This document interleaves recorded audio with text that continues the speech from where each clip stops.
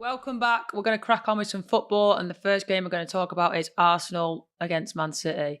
Now, I didn't expect that one. Feisty one, this. No, I thought City had this in the bag just with the momentum that they're carrying at the minute, and I think how good they've been, and I genuinely I think they look a little bit like unstoppable. That's how I seen it. It was a little bit taken by this one, but yeah, it was a feisty game.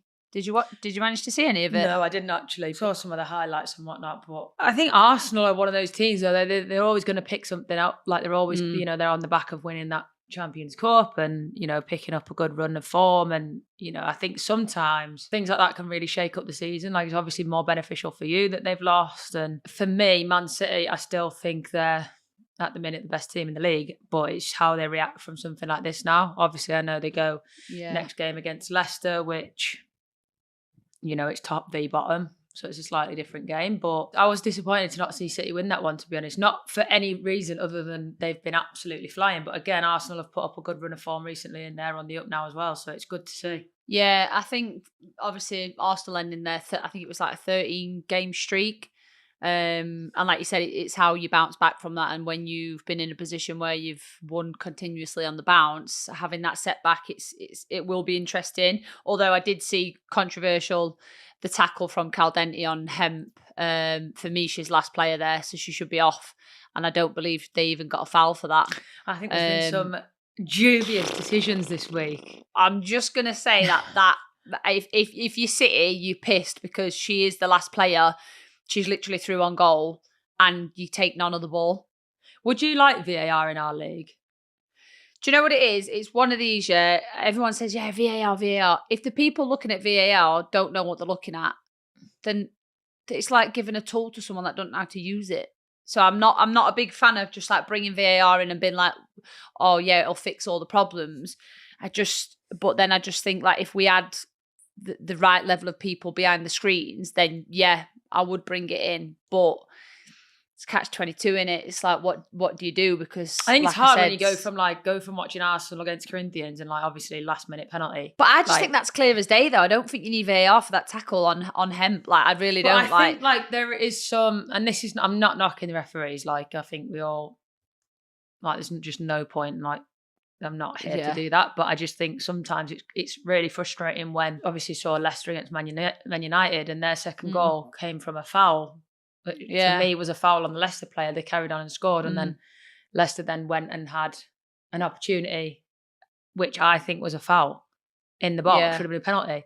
And it's like when you're at the bottom of the league, it makes a difference. It makes a difference. Those are massive things that you miss out on. So obviously, like talking about Leicester, Man United, I think that was I think Leicester did really well. I think it definitely the 2-0 scoreline didn't reflect how Leicester played. To be fair, but again, Man United are they're in another team that are in a good run of form, and I think sometimes it looks with you and sometimes it looks against you, and I think that was a true reflection of that game. Obviously, I think Leicester will be disappointed because now with results at the weekend, they've now gone bottom of the league, which is a dangerous place to be at this point in the season, but still time. Yeah, it is. It's very difficult. But let's throw it out to the fans, for everyone listening. Would you like VAR in the Wsl? Yes or no? Either way, yes or no, give us your answer and give us your reasons. Let's set up a little debate about it.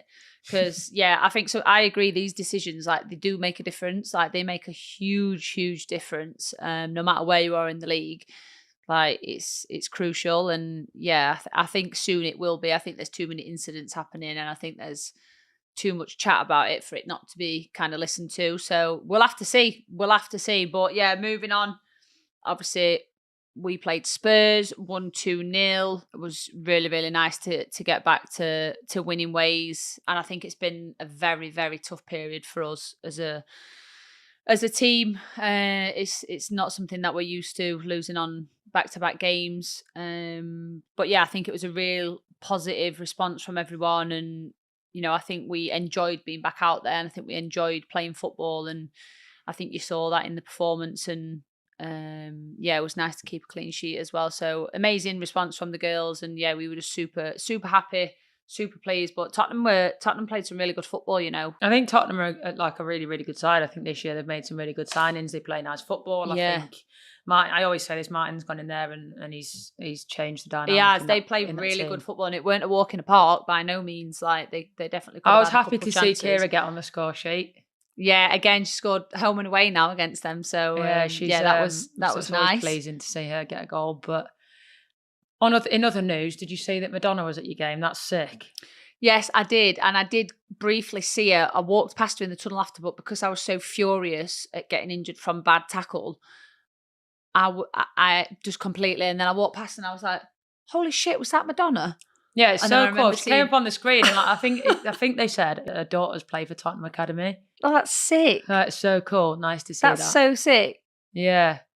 That's really cool. It's nice. It's a really nice stadium there, isn't it? It's one I've not played at that stadium, but it always looks like somewhere I'd love to play at. Yeah, no, it is. It is. Anyway, good win for you. Yeah, well, it's good best day. We've just got to build on that now. Keep going, one foot in front of the other. That's what we have to do.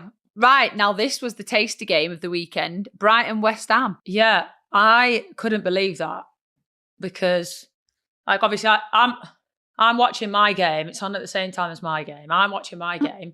Sarah's got live score of this going on because obviously whatever this result goes, she wants West Ham to be losing. And I was like 2-0 down. And then you score 3. Was it 7 minutes? 9 minutes. It was literally like crazy. And I was like, what?